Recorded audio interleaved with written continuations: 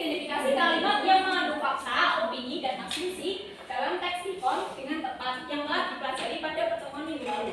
Kemudian dapat menganalisis perbedaan antara fakta, opini, dan asumsi berdasarkan ciri-cirinya dalam leksikon dan mengelompokkan informasi dalam leksikon ke dalam kategori fakta, opini, dan asumsi secara benar.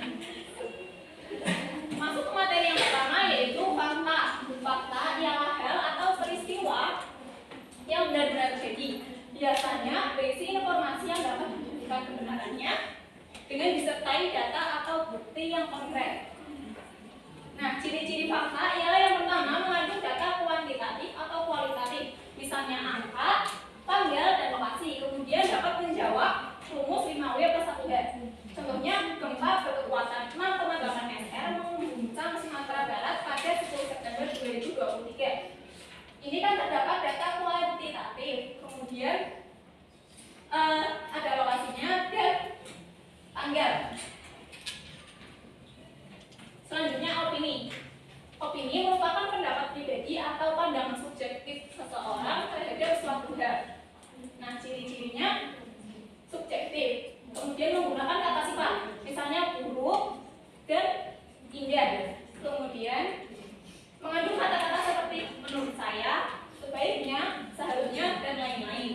Contohnya itu pemerintah seharusnya bertindak lebih cepat dalam menangani dampak gempa. Nah, ciri-cirinya itu ini seharusnya menggunakan kata seharusnya. Selanjutnya asumsi ialah pernyataan yang didasarkan pada dugaan atau prediksi tanpa adanya bukti yang jelas. Biasanya asumsi ini adalah dugaan dari seseorang itu yang dianggapnya benar. Nah, ciri-cirinya menggunakan kata-kata seperti mungkin, kemungkinan, diperkirakan, tampaknya, dan lain-lain. Contohnya itu kemungkinan besar gempa tersebut terjadi karena pergeseran sesar aktif. Nah, apakah kalian sudah paham? Selanjutnya, kita akan berlatih dengan diskusi kelompok melalui LKPD yang akan Ibu berikan.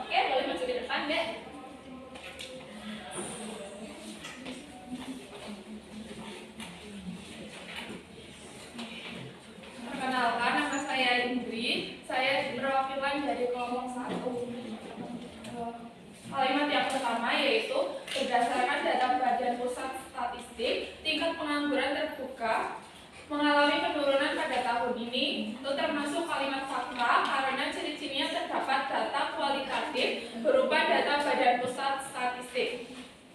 Selanjutnya yaitu kalimat tampaknya peningkatan harga bahan pokok akan berdampak pada daya beli masyarakat.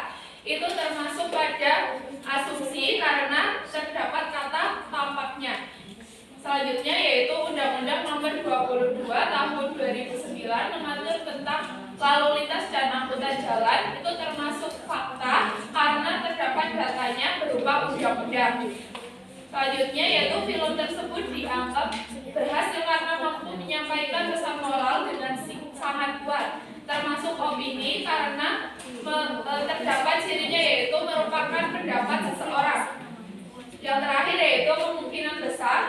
kebijakan baru pemerintah akan menimbulkan pro dan kontra di masyarakat, termasuk kalimat asumsi karena terdapat kata kemungkinan. Terima kasih. Ya, silakan. Terima kasih. Beri tepuk tangannya teman-teman. Nah, Ibu ada contoh lain agar kalian bisa lebih memahaminya. Nah, ini termasuk fakta karena kenapa? Karena telah bilang museum nasional sudah terjadi. Ya, selain itu juga terdapat akhirnya waktunya. Kemudian yang kedua, Termasuk opini karena ada menurut saya. saya. Dan yang terakhir, Asumsi karena mungkin. nah, karena setelah ini akan ibu berikan tugas secara mandiri untuk di rumah. Jadi sebelum itu, sebelum memberikan tugas, apakah ada yang mau memberikan satu contoh masing-masing fakta, opini, dan asumsi? Saya opini dulu. Bisa tolong? Ya, menurut saya Mbak Lydia itu orangnya tengil, nyolot, dan berani meninggalkan temannya ketika temannya susah.